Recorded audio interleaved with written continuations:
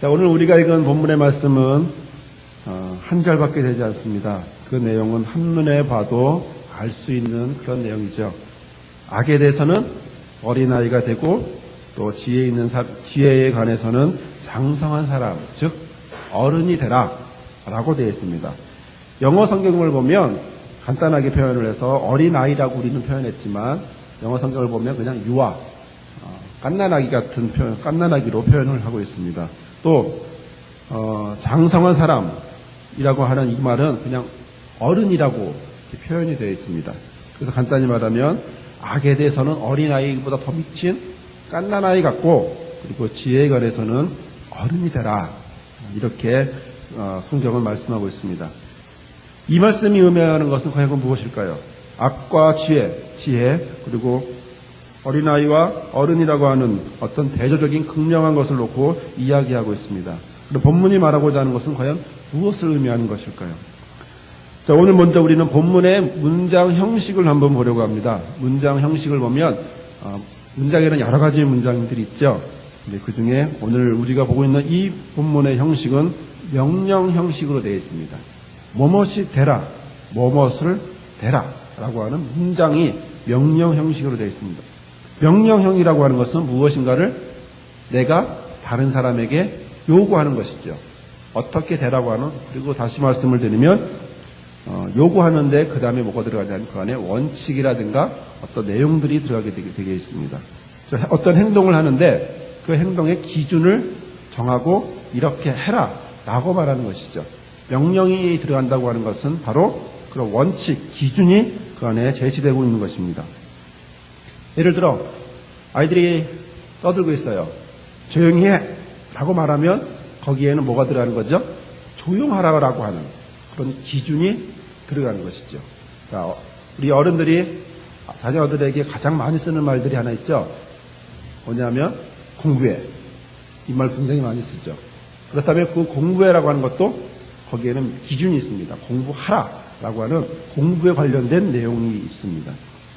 다시 말씀을 드리면 이 명령문이라고 하는 어린아이가 되라, 어른이 되라 라고 하는 이 말 중에는 바로 이 악과 지혜, 그리고 어린이와 어른이라고 하는 극명한 대조를 놓고 있으면서도 어떤 판단의 근거, 기준을 말하고 있고, 그래서 이런 행동을 하고 이런 행동은 하지 마라 라고 말하고 있는 것입니다. 자, 여기서 악에는 어린아이가 되라 라고 하는 명령은 순진한 아이들처럼, 순진한 어린이들처럼 악에 물들지 말아야 한다라고 하는 그런 뜻을 갖고 있습니다. 이 표현은 어린아이에 대한 긍정적인 표현입니다. 하지만 오늘 본문을 자세히 보면 그 바로 뒤에 나오는 똑같은 어린아이라고 하는 아이가 또 나오는데 이것은 긍정적인 표현을 한 앞과는 달리 부정적인 표현을 하고 있습니다. 부정적으로 이렇게 되지 말아라 라고 하는 것이죠. 자, 처음에 보면은 지혜는 어린아이가 되지 말고 악에는 어린아이가 되라 라고 되어 있습니다. 자, 그러면 하나는 긍정적인 표현, 하나는 부정적인 표현. 이런 점에서는 어린아이가 되고 이런 점에서는 어린아이가 되지 말라 라고 되어 있습니다. 순진한 어린이 같지만 그러나 한쪽 부정적인 측면에서는 유치하고 연약한 그런 모습을 갖고, 그래서 지혜에 있어서는 어린아이가 되지 말아라 라고 말씀을 하고 있는 것입니다. 자, 그러면 고린도 교인들이 무엇이 어떻길래 바울은 이 시간 고린도 교인들에게 너희는 어린아이처럼 지혜 안에서는 어린아이가 되지 말고 어른이 되고 악에서는 떠나서 어린아이들처럼 떠나라 라고 말하고 있는 것일까요? 자, 우리는 오늘 우리에게 주신 이 본문의 말씀을 살펴봄으로 인해서 우리의 신앙의 모습이 어떠한지 그것을 비교해보며 또 궁극적으로 하나님이 바울을 통해서 강조하고자 원했던 내용이 무엇인지를 보려고 합니다. 자, 그러기에 우리는 고린도전서라고 하는 전체의 내용이 무엇인지를 한번 살펴볼 것이고, 그리고 12장부터 본문까지의 내용을 살펴보려고 합니다. 고린도전서는 1장에 나와 있듯이 바울이 썼습니다. 그리고 고린도 교회는 바울이 제2차, 3번의 전도 여행을 바울이 떠났는데 그 중에 2번째 떠났던 제2차 전도 여행 때 1년 6개월 정도를 고린도라고 하는 땅에 머무르면서 거기서 세웠던 교회입니다. 당시 교회라고 하는 고린도라고 하는 이곳은 세계적으로 항구 도시입니다. 지중해가 있는 그곳의 항구 도시였습니다. 자, 배들이 많이 들어옵니다. 무엇이 발달할까요? 상업이 발달하겠죠.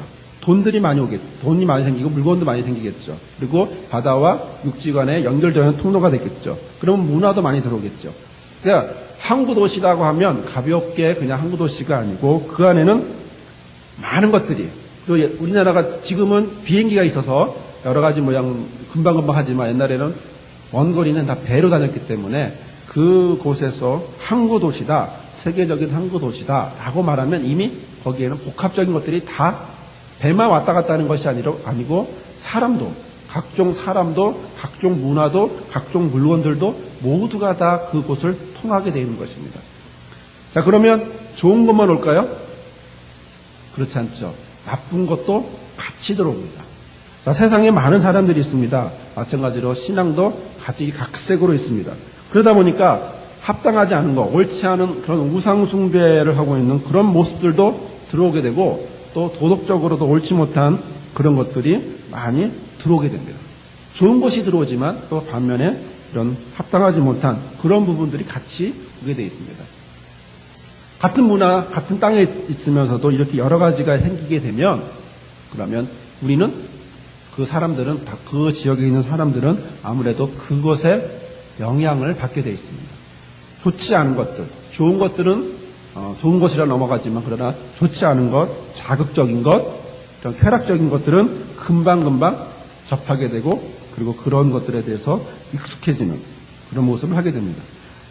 자, 이런 상황 속에서 고린도 교회는 굉장히 미성숙한, 아직 성숙하지 못한 상태의 모습을 갖고 있었습니다. 그래서 3차 전도 여행을 바울이 떠났을 때 바울은 옆에 있는 에베소라고 하는 땅에서 고린도 교회의 상황을 듣게 됩니다. 그래서 55년경에 고린도 전서를 기록하게 됩니다. 고린도 교회가 겪고 있는 여러 가지 문제들, 그것들에 대한 지침을 마련해 주기 위해서 이렇게 해라, 이것이 옳은 것이다 라고 하는 어떤 지침을 마련해 주기 위해서 그들에게 고린도 전서를 집필하고 그들에게 보내주었습니다. 거기에는 교리적인 내용들 그리고 윤리적인 내용들, 이런 모든 것들이 복음적으로 진단을 내리고 그리고 잘못된 부분을 고쳐라, 올바른 신앙으로 바꿔라 라고 하는 그런 내용으로 되어 있습니다. 그래서 올바른 신앙의 삶을 통해서 하나님 앞에 영광을 돌려드려라 라고 바울은 이야기하고 있는 것이죠. 마치 의사가 아파 있는 사람에게 진단을 내리듯이 너는 지금 이런 부분이 잘못됐어. 너희들은 지금 고린도 지역이라고 하는 이 특수성 때문에 이런 부분들이 망각하고 있고 오해하고 있고 그리고 잘못 알고 있기 때문에 이런 부분에 대해서 하나하나 짚어주면서 여기서 돌이키고 여기서 바꿔라. 그리고 올바른 신앙인의 모습으로 성숙해라 라고 말씀을 하고 있는 것입니다. 따라서 오늘 본문을 자세히 보면, 오늘 본 고린도전서 자세히 보면 성도들의 취약한 부분들을 교훈하고 있고 또 교육하고 있고 또 부도덕한 행실들을 지적해주면서 너희들이 신앙 안에서 올바른 윤리적인 삶을 살 것을 권고하고 있습니다. 또 예를 들어 우상 숭배가 팽배하다고 그랬죠. 그렇다면 우상에 관련된 내용들, 그리고 거기에 대한 우상 제물은 어떻게 해야 되냐, 또 예배는 어떤 마음으로 드려야 되냐, 이런 모든 것들, 또 여러 가지 사람들이 많다 보니까, 사상도 많다 보니까 부활에 대해서도 자기 멋대로 이야기를 했습니다. 그래서 부활은 이것이다 라고 고린도전서 15장에는 부활에 대해서 이야기를 하고 있습니다. 즉 교리적인 오해, 혼돈, 이런 모든 문제들을 바로 진리라고 하는 복음, 진리의 복음 안에서 바로 해석을 해주고 그리고 지적해주고 그리고 돌이킬 수 있도록 해줬습니다. 그래서 궁극적인 집필의 목적은 바로 고린도 교회의 성도들이 타락한 세상 속에서 어떻게 하면 타락한 세상의 풍조와 맞서서 그리스도인의 삶으로 어떻게 살아야 할지를 가르쳐주고 그걸 제시하고 있는 것입니다. 마찬가지 우리도 역시 그런 모습을 하고 있죠.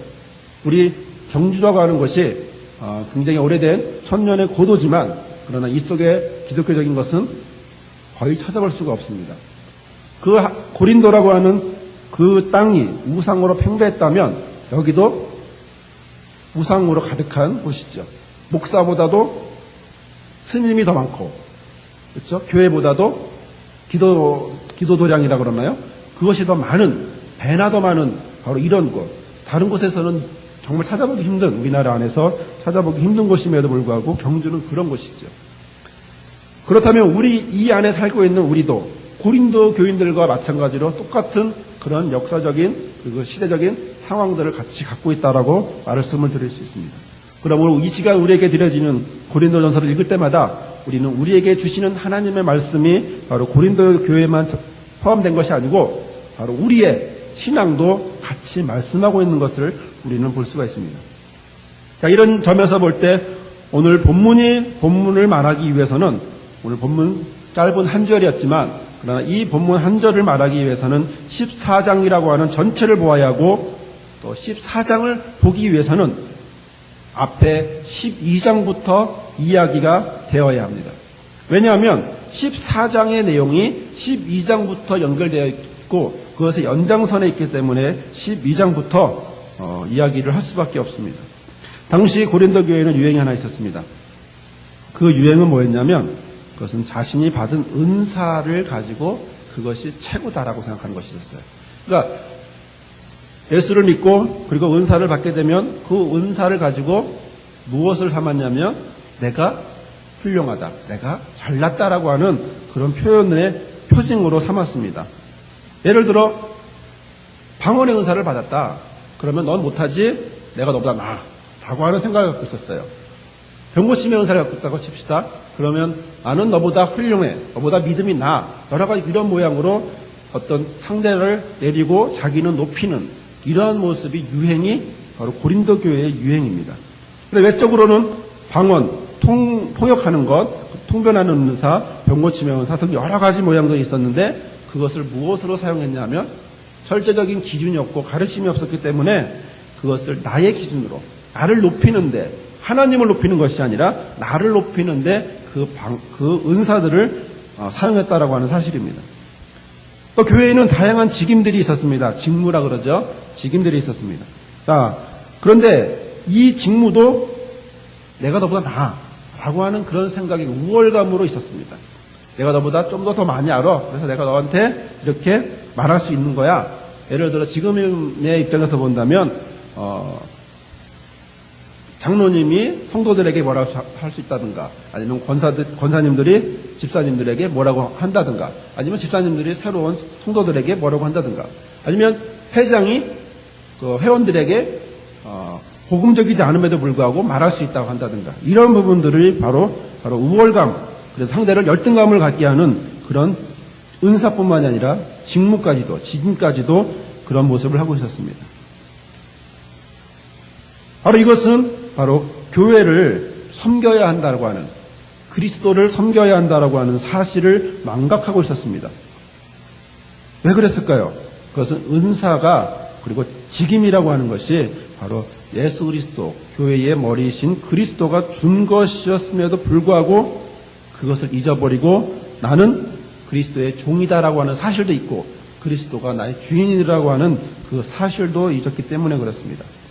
12장 4절부터 한번 보도록 하겠습니다. 12장 4절 5절의 말씀에 보면 은사는 여러 가지나 성령은 같고 직임은 여러 가지나 주는 같으며 라고 말씀하고 있습니다. 자, 이 말씀은 은사나 직임은 여러 가지 있지만 오직 한 분에게서만 나왔다. 한 분 하나님에게서만 나왔다라고 말씀하고 있습니다.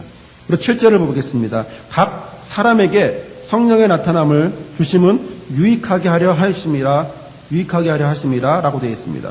여기서 유익이라고 하는 것은 개인의 유익이 아니라 원어적으로 보면 공동의 유익입니다. 공동의 이익이 되게, 그래서 각 사람에게 성령이 나타나서 그들에게 공동의 이익을 주기 위해서 그들의 은사나 직무나 직임을 주었다라고 말하고 있는 것이죠.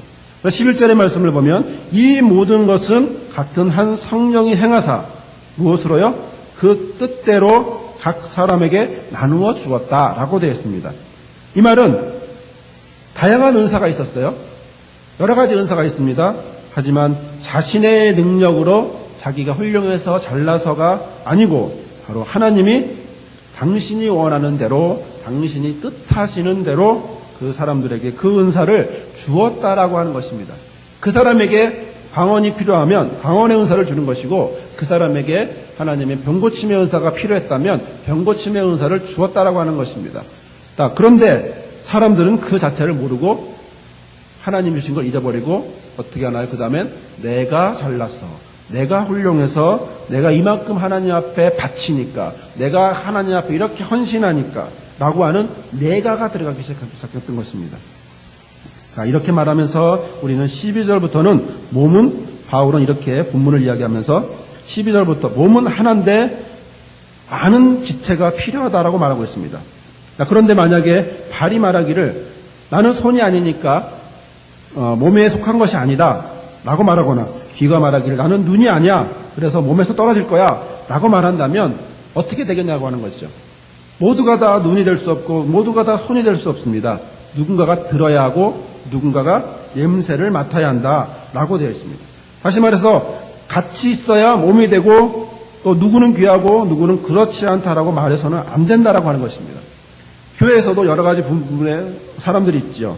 그러나 그런 모든 부분들이 다 몸 그 자체가 이미 존귀하듯이 이미 그런 모든 분들도 다 존귀하다라고 하는 사실입니다. 그래서 여러분 가시에 찔려보신 적 있죠? 가시가 찔리면 손가락만 아픈가요? 온몸이 다 아프죠.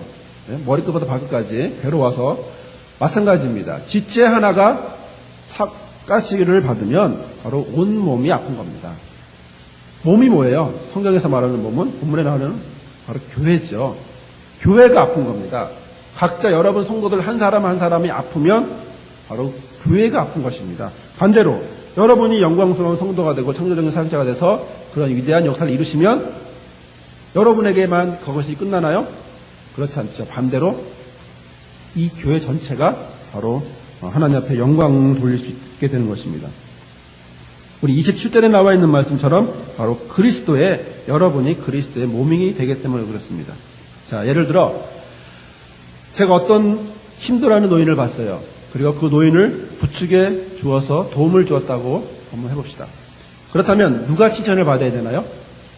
부축을 한 건 누구죠? 지체 중에 손이죠. 손이 힘을 주었으니까. 그렇다면 칭찬을 할 때 엄연석의 손아 잘했다 라고 칭찬합니까? 아니면 엄연석은 네가 잘했다 이렇게 칭찬합니까? 후자겠죠. 왜 그러냐면 손은 힘을 줬지만, 그러나 첫 번째 눈이 봤어요. 그리고 머리가 생각을 했어요. 그리고 발이 그 할머니에게로 갔어요. 그리고 손이 그 할머니를 잡았는데 그 잡을 때 온몸의 근육이 같이 움직였어요. 그러면 누가 움직인 겁니까? 몸 자체가 다 움직인 거죠.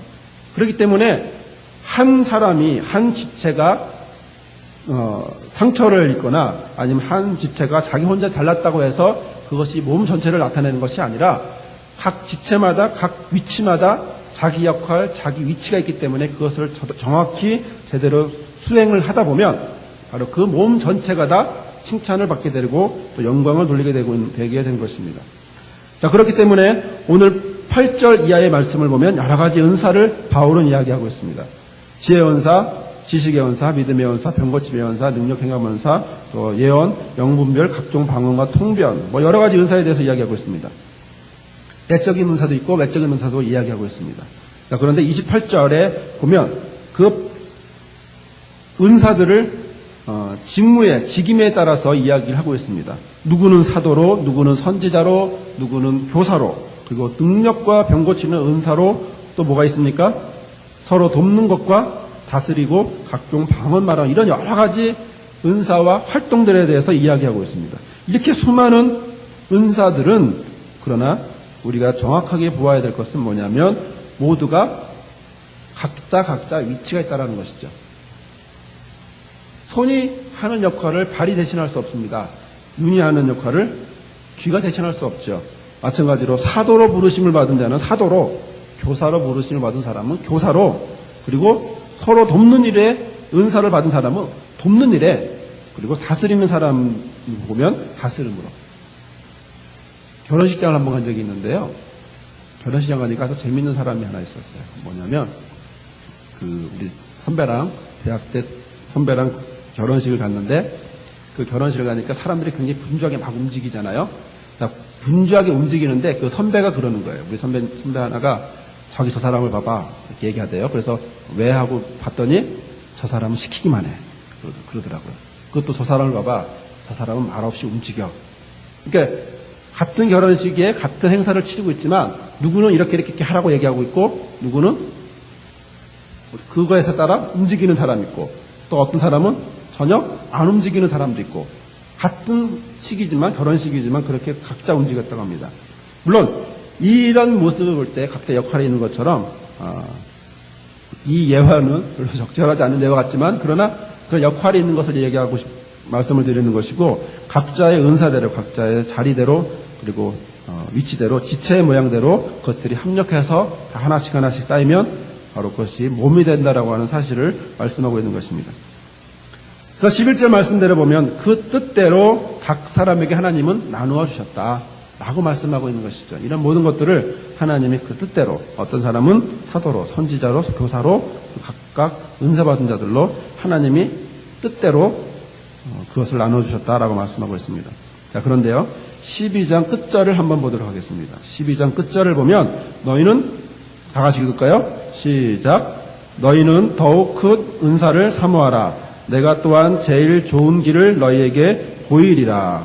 아멘. 자, 그러면 여긴 두 가지를 이야기하고 있습니다. 첫 번째는 더욱 큰 은사를 사모하라. 또 두 번째는 뭐죠? 제일 좋은 일. 그렇죠? 더욱 큰 은사, 제일 좋은 일. 자, 더욱 큰 은사는 사모하라고 하고 있습니다. 그리고 제일 좋은 일은 내가 너희들한테 보여주겠다. 뭔지를 알려주겠다라고 되어 있습니다. 자, 여기서 말하고 있는 바울이 말하는 더욱 큰 은사는 과연 무엇이고 제일 좋은 길은 과연 무엇일까요? 결론부터 말하면 더욱 큰 은사는 14장에 나오고 그리고 제일 좋은 길은 12장 뒤에 나와 있는 13장에 나옵니다. 이 두 가지를 바울은 나눠서 설명을 하고 있습니다. 그러면 바울이 말하고 있는 먼저 뒤에 있는 제일 좋은 것을 한번 보도록 하겠습니다. 제일 좋은 것은 과연 무엇일까요? 13장에서 말하는 고린도전서 13장에서 말하는 제일 좋은 것은 과연 무엇일까요? 여러분 고린도전서 13장의 별명을 아시나요? 뭐라 그러죠? 그렇죠. 사랑장이라 그러죠.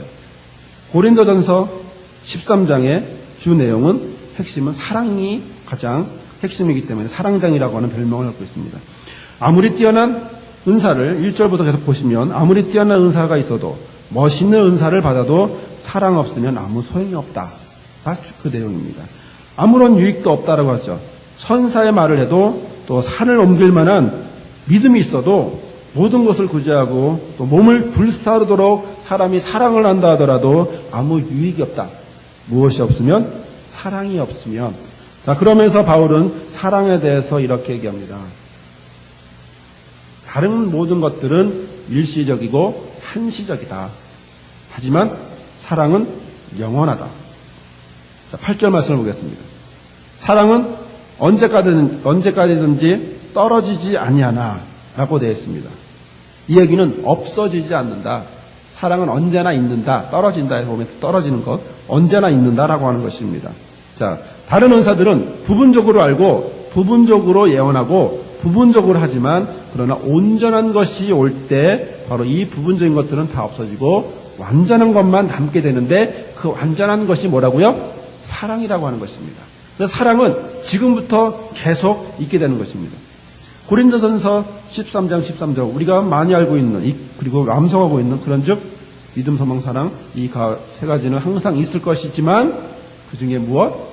제일은 사랑이다 라고 말씀하고 있습니다. 자, 바울은 왜 은사와 지체 이야기를 하다가 12장에서 은사 이야기, 지체 이야기를 계속하고 있다가 갑자기 사랑이라고 하는 것으로 넘어갔을까요? 제일 좋은 길을 보여준다라고 말하면서 왜 사랑이라고 넘어갔을까요? 가장 좋은 것이 무엇이길래 바울은 사랑을 이야기하는 걸까요? 사랑하는 성도 여러분, 사랑은 뭐죠? 사랑은 뭐죠? 눈물의 씨앗이라고 그러죠? 사랑이 뭐죠? 성경이 말하는 사랑은 요한일서에 나오는데요. 요한일서 4장 16절에 보면 하나님은 사랑이시라. 하나님, 사랑 똑같다고 하는 겁니다. 하나님은 사랑이고 사랑의 하나님이라는 거죠. 그렇기 때문에 오늘 본문에서 13장에서 사랑을 이야기할 수밖에 없는 것, 가장 좋은 것을 내가 너에게 말해주겠다, 가장 훌륭한 것을, 제일 좋은 것을 내가 보여주겠다, 이것은 하나님이다라는 거죠. 그리고 하나님 속성이 뭐예요? 사랑이다. 하나님의 속성, 바로 그 사랑을 내게 보여주겠다. 근데 하나님은 잠시만 계시는 분인가요? 아니죠. 영원히 계시는 분이죠. 그러면 그 사랑도 어떻게 되나요? 영원히 있다라고 하는 거죠. 우리에게 받은 은사들, 능력들, 이런 모든 것들이 잠깐 있을 수 있어요.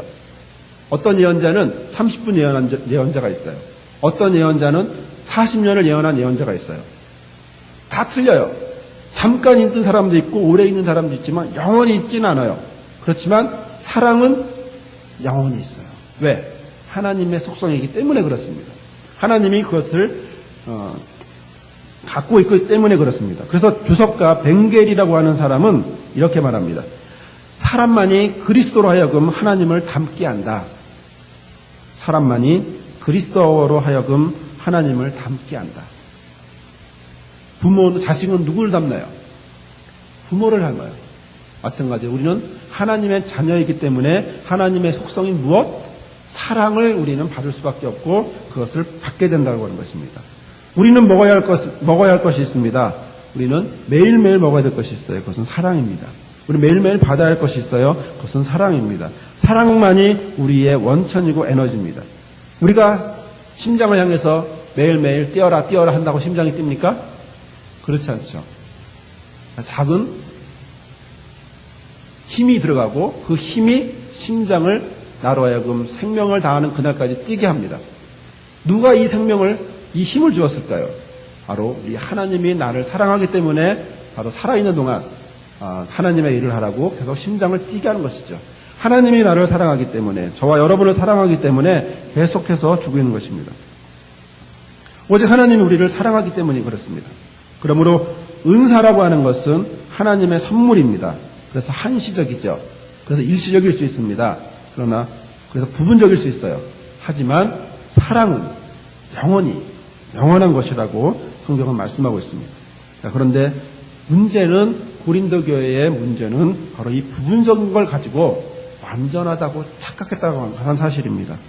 고린도 교회가 아까 말씀드렸던 것처럼 자신들의 은사, 자기가 받은 은사를 가지고 밖으로 드러내는, 예를 들어 방언 같은 그런 은사를 가지고 사람들로 하여금 뜨거운 시선을 받았습니다.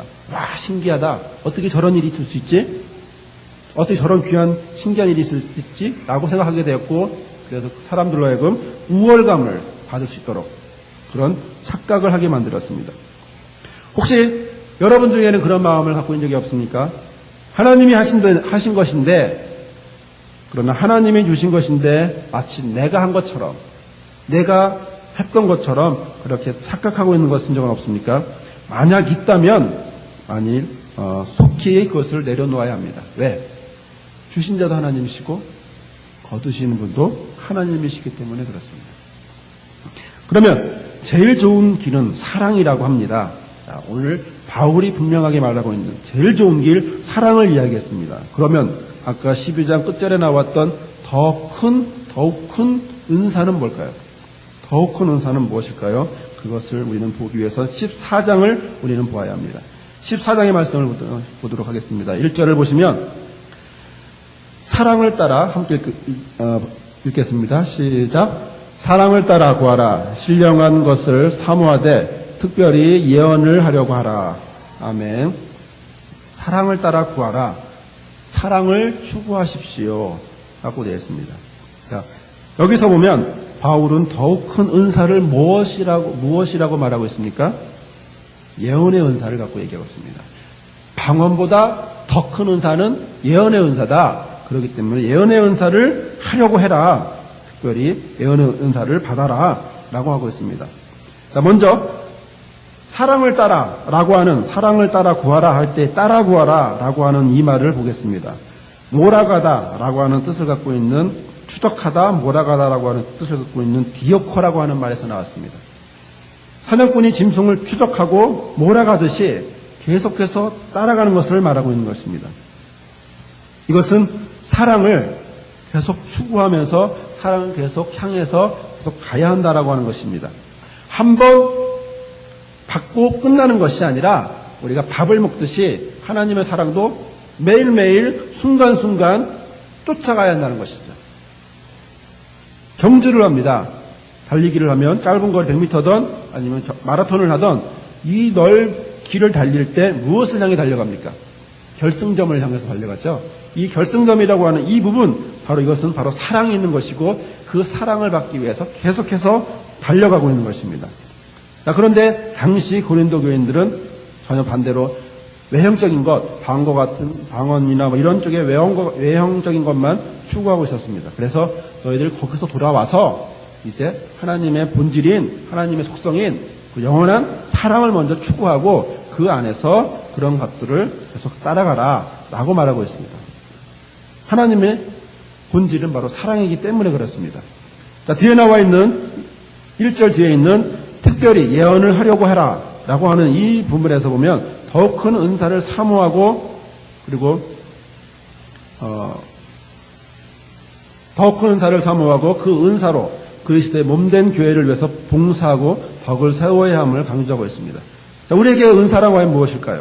우리에게 은사는 바로 여러분이 생각하고 있는 그런 은사는 어떤 것입니까? 렌스키라고 하는 분은 은사는 사랑이 그것을 가지고 봉사하는 손이라고 이야기했습니다. 은사라고 하는 것은 그것을 가지고 사랑이 봉사하는 손이다 라고 얘기를 했습니다. 예를 들어 이런 겁니다. 칼이 있어요. 이게 군인에게는 무기죠. 강도에겐 죄를 짓게 하는 것입니다. 그러나 그것이 어머니에겐 무엇입니까? 가족을 위한 사랑의 도구가 되죠. 은사라고 하는 것은 이렇게 개인을 위해 쓰는 것이 아니라 바로 사랑할 수 있도록, 사랑하도록 되어 있다는 것입니다. 사랑의 도구로 만들어졌다는 것이죠. 당시 방언만 신령하고 독보적인 가치를 갖고 있던 이런 고린도 교회에 있어서 바로 은사라고 하는 것은, 방언의 은사는 결국 강도에게 칼을 준 것 같은 그런 말을 할 수가 있겠습니다. 자, 그러면 고린도전서 14장 2절에서 5절의 말씀을 보면 우리 이 부분은 중요하기 때문에 같이 읽어보도록 하겠습니다. 시작. 방언을 2절에서 5절, 14장 2절에서 5절. 시작. 방언을 말하는 자는 사람에게 하지 아니하고 하나님께 하나니 이는 알아듣는 자가 없고 그 영으로 비밀을 말함이니라. 그러나 예언하는 자는 사람에게 말하여 덕을 세우며 권면하며 아니하는 것이요, 방언을 말하는 자는 자기의 덕을 세우고 예언하는 자는 교회의 덕을 세우나니 나는 너희가 다 방언 말하기를 원하나 특히 예언하기를 원하노라. 방언을 말하는 자가 만일 교회의 덕을 세우기 위하여 통역하지 아니하면 예언하는 자만 못하니라. 아멘. 여기에 방언에 대한 정의가 있습니다. 첫 번째, 방언은 하나님께 드린다. 그렇죠? 두 번째, 아무도 알아듣지 못한다. 그리고 세 번째, 성령으로 비밀을 말한다. 자, 예언은 뭐라고 얘기합니까? 방언은 하나님께 드리는 거지만 예언은 사람에게 말한다. 또 두 번째는 덕을 세우려고 그리고 위로하고 격려한다라고 되어 있습니다. 결과적으로 사전의 말씀에 보면 방언은 자기의 덕을 세우고 예언은 교회의 덕을 세운다라고 되어 있습니다. 그러면 14절에서부터 보면 방언의 문제점을 이야기하고 있습니다. 방언으로 기도하면 영은 기도하지만 마음은 아무런 열매를 맺지 못한다. 그렇게 되어 있습니다. 여기서 마음이라고 하는 것은 헬라어로 누스라고 하는 말입니다. 이 누스라고 하는 것을 이성, 우리가 생각하는 머리의 이성으로 번역해도 무관합니다. 이 마음이라고 하는 이곳은, 누스라고 하는 것은 인식의 능력, 생각할 수 있는 바로 그런 것이 자리 잡고 있기 때문에 그렇습니다. 근데 바울 시대 사람들은 이것을 합리적인 판단을 했던 곳이라고 생각했기 때문에 이것을 우리는 이성으로 생각해도 됩니다. 그래서 방언으로 기도하면 영은 기도하지만 이성은 아무런 열매를 맺지 못한다라고 말하고 있는 것입니다. 그러기에 바울은 영도 이성도 같이 기도하고 같이 참여할 수 있도록 해야 되지 않겠느냐라고 말하고 있는 것이죠. 영으로만 감사하면 소신자가 어떻게 아멘하면서 자신의 신앙을 성장시키겠느냐라는 것입니다. 그리고 그것이 어떻게 교회의 덕을 세우겠냐라는 것입니다. 그러므로 방언을 만마디하는 것보다 자기는 다른 사람을 가르치기 위해서 이성으로 5마디를 하기는 원한다. 이렇게 되어 있습니다. 즉 교회의 덕을 세우기 위해서 그렇습니다. 예언의 유익을 추구하려고 하는 것입니다. 그러니까 교회의 덕을 세우는 것을 바로 예언의 유익이라고 하는 것입니다. 특히 예언하려고 하라는 것입니다. 1절에서 보다시피 그러면 예언이라고 하는 것은 과연 뭘까요? 여러분 성경에서 말하는 이 예언이라고 하는 이 예언은 과연 뭘까요? 점치는 걸까요? 미래를 말하는 걸까요? 뭐죠? 예언이 뭐죠?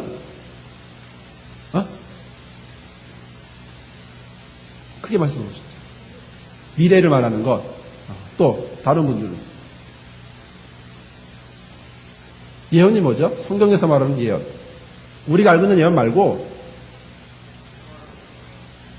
하나님이 말씀하시는 것. 그래. 이 예언이라고 하는 말은 의미적으로 볼 때는 미래를 이야기한다는 말이 전혀 없는 건 아니에요. 그러나 주 내용은 뭐냐면 미래를 이야기한다라고 하는 것은 조금 있고 주 내용은 우리에게 이미 주신 말씀, 우리에게 이미 주신 말씀이 있어요. 성경이죠. 그렇죠? 이미 주신 말씀을 가르쳐서 알게 하는 것. 이게 예언입니다. 지금 제가 뭐 하고 있는 겁니까? 예언하고 있는 겁니다. 지금 설교하고 있는 것도 되지만 지금 우리 표현으로는 설교지만 지금 저는 말씀을 가지고 가르치고 있기 때문에 지금 저는 예언하고 있는 거예요. 그래서 공동번역은 뭐라고 얘기하냐면 예언하는 자, 이것을 공동번역은 말씀을 받아 전하는 자라고 표현하고 있습니다. 여러분 우리 신앙생활을 하다 보면 아주 안타까운 일이 있는데 뭐냐면 누구에게 가서 기도받아봐. 누구한테 가면 아주 효염이 있어 이런 식으로 마치 기독교 신앙으로 하는 심하게 말하면 무당 같은 점치는 그런 사람들이 있습니다.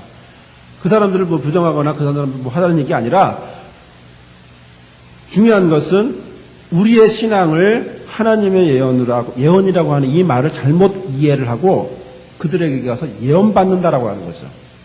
미래의 일을 듣는다고 하는 겁니다. 마치 동쪽으로 가, 서쪽으로 가 하듯이 가서 마치 그 사람 한참 기도하고 하나님이 이렇게 말씀하셔 너는 어디로 가야 돼? 이거 완전 점이거든요. 그렇게 이야기하는 사람이 가서 정말 잘 맞았어. 옛날에 보니까 이거 잘 맞았어. 그래서 앞으로도 잘 맞을 거야. 그래서 그 사람에게 가서 뭐라고 하죠? 내 딸, 내 아들 어떻게 할까요? 내 아들을 신학해야 되나요? 내 딸을 앞으로 뭐 해야 되나요? 이렇게 물어보는 사람들이 있습니다. 그런 행위 자체가 뭐냐면 이미 신앙적인 것이 아니에요. 그것은 한국 안에 샤머니즘적인 것이 그대로 들어와 있기 때문에 나도 모르게 여러분 샤머니즘이라고 하는 것이 우리 몸속에 전혀 없다라고 말할 수 없어요. 습관 자체가 이미 우리는 30% 이상이 샤머니즘적이고 또 30% 이상이 불교적이며 유교적이에요. 그리고 우리는 그 위에 뭘 쌓냐면 기독교 신앙을 쌓고 있습니다. 그렇기 때문에 나도 모르게 무의식 중에 나오는 것이 그런 이야기들이 나오고 거기에 솔깃하게 되죠. 그러므로 예언이라고 하는 부분을 우리가 제대로 이해하고 있다면 그런 오류, 그런 하나님으로부터의 잘못된 하나님으로부터 벗어나는 그런 행동을 하지 않을 것입니다. 아침에 어떤 분에게도 이야기했었지만 우리는 교육과 신방이라고 하는 두 가지가 다릅니다. 목사님 오기를 바라고 그래서 신방을 가서 또 여러 가지 이야기를 하게 됐죠. 그리고 목사님이 가면 좋은 게 좋은 거야 이런 식으로 이야기를 하게 되면 그것은 신방이 아니에요. 그것은요 위로도 아닙니다. 그것은 그냥 상담 들어준 거예요. 예배도 아니고요 신방도 아니고 아무것도 아닙니다. 다만 목사가 왔다고 하는 그 자체만 좀 다를 뿐이지 우리는 그것을 신방이라고 지금까지 이해한 적이 많습니다. 마찬가지로 방언이라고 하는 것들도 본문에서 말하고 있는 바울이 지적하고 있는 부분은 개인적일지는 몰라도 그것이 교회의 덕은 되지 않는다라고 지적하고 있습니다. 자, 그러면 어떻게 해야 합니까? 신방을 가도 예언을 해줘야 됩니다.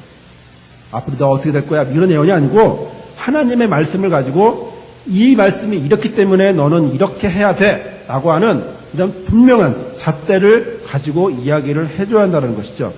신방이라고 하는 것은 위로하러 가는 것이 아니고 뭐하러 갑니까? 교육하러 가는 겁니다. 그 사람을 가르치려고 가는 거예요. 목사라고 하는 하나님으로부터 받은 자리 직분을 가지고 그에게 예언하는 자로 하나님의 말씀을 가지고 말해주러, 그리고 그것이 하나님의 뜻이 아니야 라고 말하는 그 말을 하려고 합니다. 그러나 이제 많은 간혹 목사님들이 내 말 들으면 혹시 삐질까봐, 상처받을까봐 라고 말하지만, 그러나 말 안 듣는 자식은 혼내야죠. 그렇죠? 자, 3절의 말씀에 보면, 그러나 예언하는 자는 사람에게 말하여 덕을 세우며 권면하며 아니 하는 것이다 라고 되어 있습니다. 여기 보면 덕을 세운다. 지금 계속 교회의 덕, 개인의 덕 그렇게 이야기하고 있습니다. 이 덕을 세운다라고 하는 이 의미는 건물을 세운다라고 하는 의미입니다. 오이코도메오라고 하는 이 말의 의미는 하나님의 진리를 제시해주고, 하나님의 진리가 뭔지 알려주고 보여주고, 그리고 교인들에게 믿음과 그에 따른 삶의 질을 향상시켜주고 바꿔주는 것, 그것이 덕을 세운다라고 하는 것입니다. 무엇인가를 아무것도 모르고 있는 그 부분에게 가서 밝게 알려주고 깨닫게 해주고, 그리고 하나님의 진리를 그에게 집어넣어줌으로 그가 바뀌는, 그가 변화받는, 그래서 그것을 더 이상은 남의 것이 아닌 자기 것으로, 하나님의 진리를 자기 것으로 다시 소유하고, 그리고 그것을 남에게 다시 또 전해주는, 이것이 바로 덕을 세운다라고 하는 것입니다. 교회의 덕을 세우는 것은 바로 사람을 바꾸는 겁니다. 옛날에 힘들었던 사람, 옛날에 낙심했던 사람, 옛날에 모든 부분에서 어려웠고 그리고 자포자기하고 있던 사람, 그러나 그 사람들에게 가서 덕을 세우는 것은 괜찮아 이게 아니라, 그 사람들에게 가서 덕을 세우는 것은 말씀으로 일어나도록, 그리고 말씀 안에서 희망을 찾도록, 말씀 안에서 꿈을 찾도록 만들어주는 것이 바로 덕을 세우는 것이죠. 권면하다라고 말하고 있습니다. 예언의 두 번째 특징이었던 권면하다라고 하는 이 말은 법적 문제로 어려움을 처해 있는 사람들 옆에 가서 변호해주고 도와준다라고 하는 파라켈로라고 하는 말입니다. 감정적으로 위로를 해주는 것이 아니라 지식적으로, 지적으로 충고를 해주는 것입니다. 예를 들어 굉장히 슬퍼하고 있는 사람도 있어요. 하지만 내가 말씀에 비춰서 볼 때 이 사람이 지금은 위로를 받을 때라고 하지만, 그러나 이런 부분들은 잘못됐다라고 말하면, 생각이 그런 말씀에 비춰서 보인다면 그 사람에게 가서 권면을 해야 됩니다. 참어, 진정해, 이게 아니고 그런 부분에 대해서 기회를 잘 봐서 이런 부분에 대해서 네가 잘못한 것이야, 이런 부분은 네가 고쳐야 돼 라고 말해야 되는 것입니다. 우리는 순간적으로 느끼는 것들 중에 잘못된 것 중에 하나가 뭐냐면 감정적일 때가 많아요. 상대방이 감정적이니까 나도 그 감정을, 그런 접근을 하는 때가 많습니다. 하지만 권면이라고 하는 이 자체는 바로 하나님의 말씀을 가지고 가서 이 사람이 이 말이 지금은 상처가 될지 몰라도, 그러나 하나님의 말씀은 살아 운동력이 있기 때문에 그 영혼에게 들어가면 그 영혼은 바로 살아 움직일 수 있기 때문에 바로 말씀으로 지적인 충고를 해주는 것, 이것이 바로 권면이라고 하는 사실입니다. 세 번째 특징이 아니었습니다. 약한 자를 격려하며 격려해주고 힘을 얻게 해주는 파라미디아라고 하는 말입니다. 성도의 삶에서 힘을 잃고 용기를 잃었을 때 더 나은 곳으로 믿음을 더욱 성장할 수 있도록 해주는 것입니다. 그래서 이런 모든 것들이 합쳐서 뭐가 된다는 거죠? 교회의 덕을 세우고, 그리고 교회의 공동체를 세우는 역할을 한다라고 하는 것입니다. 그런데 이렇게 예언을 통해서 하지 않고 교회의 덕을 세우지 않고 개인적으로 생명이 없는 소리를 낸다면 9절의 말씀을 보죠. 14장 9절의 말씀을 보면 끝에 이는 어디에다?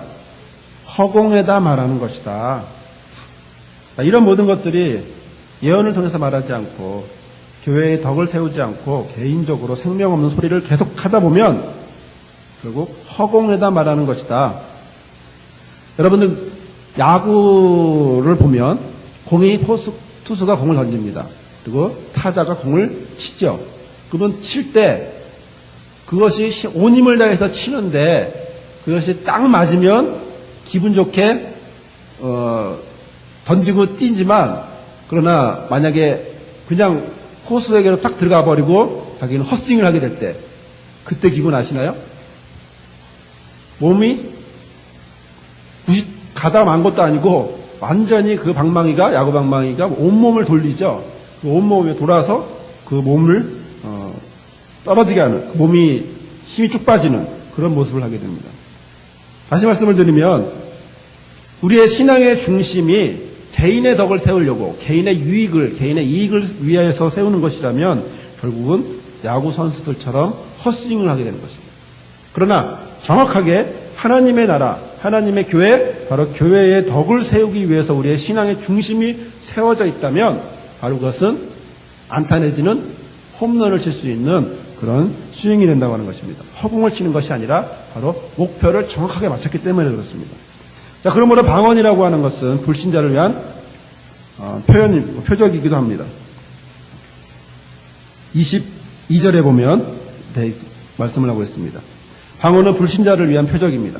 그러나 예언은 신자들을 위한 가르침이라고 말하고 있습니다. 결국 예언, 즉 말씀을 들으면 심판을 받고 숨은 것이 드러나고 하나님을 경배하며 하나님 앞에 고백하는 모습을 갖게 됩니다. 빛이 없는 곳에서 어둠이 주인이지만 그러나 빛이 오면 모든 것이 밝히 드러난다라고 하는 사실입니다. 당시 고린도 교회는 실제로 하나님이 자신들에게 주신 귀한 선물, 방언이라든가 여러 가지 은사들을 굉장히 많이 갖고 있었습니다. 하지만 그것들을 누구를 위해서? 개인의 덕을 위해서, 개인을 높이려고 하는 그런 도구로 사용하다 보니까 그것은 하나님의 도구가 되는 것이 아니라 바로 저주를 받는 그런 도구로 바뀌었다는 것입니다. 자, 교회의 출발은 오순절 마가다락방, 성령에 강림했던 마가다락방에서부터 시작합니다. 그때 같이 있었던 것이 무엇이죠? 방언의 역사입니다. 방언을 통해서 세계가 복음화됐어요. 하나님이 마가다락방에서 방언을 주셨던 이유는 바로 복음을 전파하라고 방언을 주셨어요. 그래서 복음 전파하는데 방언은 사용되어야 합니다. 하지만 사람들은 내가 잘나서 그래서 나라고 하는 것이 그 안에 성장하게 됐습니다. 그래서 복음 전파를 위해서 사용하라고 했던 이 방언이 의미가 퇴색하고 엉뚱한 곳으로 가게 됐습니다. 그러므로 우리는 그런 모습을 볼 때, 고린도 교회의 모습을 볼 때 우리의 신앙을 보아야 합니다. 우리의 신앙을 점검해 봐야 합니다. 과연 하나님이 나에게 주신 것, 하나님이 나에게 허락하신 것, 하나님이 나에게 은사로 주신 이 모든 것을 나는 과연 무엇을 위해 사용하고 있는가? 하나님이 나에게 주신 물질, 하나님이 나에게 주신 건강, 하나님이 나에게 주신 이 모든 것들, 내가 누리고 있는 이 모든 것들, 남들에 비하면 행복하기도 하고 남들에 비하면 불행하기도 할 수도 있는 이 모든 것들이지만 그러나 이것이 모두 하나님에게서 하나님이 주셨고 하나님이 허락하여 주신 것인데 그것이 하나님이 지금도 나를 지켜주시고 지금도 나를 인도해 주시고 계시는데 과연 나는 이 모든 것들을 과연 누구를 위해서 사용하고 있느냐라고 하는 것입니다. 성경은 말합니다.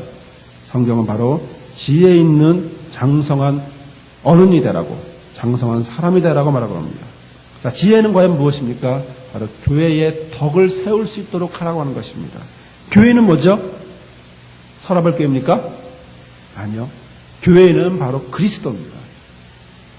교회는 개인의 덕을 세우는 것이 아니라 교회의 덕을 세우는 것은 바로 그리스도에게 영광이 되도록 하는 것입니다. 우리의 인생의 목적은 하나님께 영광이듯이 바로 우리의 교회의 덕을 세운다라고 하는 것은 바로 하나님께, 그리스도에게, 교회의 머리 대신 그리스도에게 영광을 돌리고 있는 것입니다.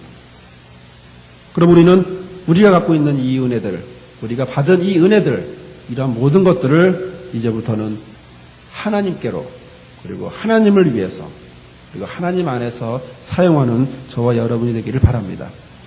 다른 사람들에게, 다른 누구에게 시험을 받거나 다른 누구에게 어려움이 있다 할지라도, 그러나 그런 가운데 이것이, 아니면 나의 마음속에 내가 엉뚱한 소리를 듣고 개인적인 것으로 내가 사용하기보다는, 그러나 바로 교회를 위해서, 그리스도를 위해서 하나님이 주신 은혜를 사용하는, 그래서 그러한 모습으로 인해서 장성한 사람이 되는 그런 주의 자녀들이 되기를 주님의 이름으로 축원합니다. 기도하겠습니다. 거룩하신 하나님, 이 시간 함께해 주시고 은혜를 내려주심을 감사합니다. 오늘 말씀을 통해서 고린도 교회의 엉뚱했던 모습, 엉뚱한 모습이 바로 우리들의 모습일 수가 있음을 이 시간 고백합니다. 은사를 받았을 때 그 은사를 개인적으로 사용하고 자기를 높이는 데 사용했음을 고린도 교회를 통해 보듯이 바로 우리에게도 그런 모습이 있음을 고백하오니 아버지여 우리를 용서하시고 인도하여 주옵소서. 개인의 덕을 세우는 것이 아니라 바로 교회의 덕을 세우는 주님의 귀한 자녀들 될 수 있도록 인도하여 주옵소서. 우리의 삶에, 우리 주님이 허락하신 모든 것에 함께해 주시되 주님이 주신 은사들을 잘 개발하고, 그리고 그 은사를 통하여 하나님 앞에 영광이 되도록 우리를 붙잡아 주시고 인도하여 주옵소서. 모든 말씀 예수님의 이름으로 기도드립니다. 아멘. 찬송가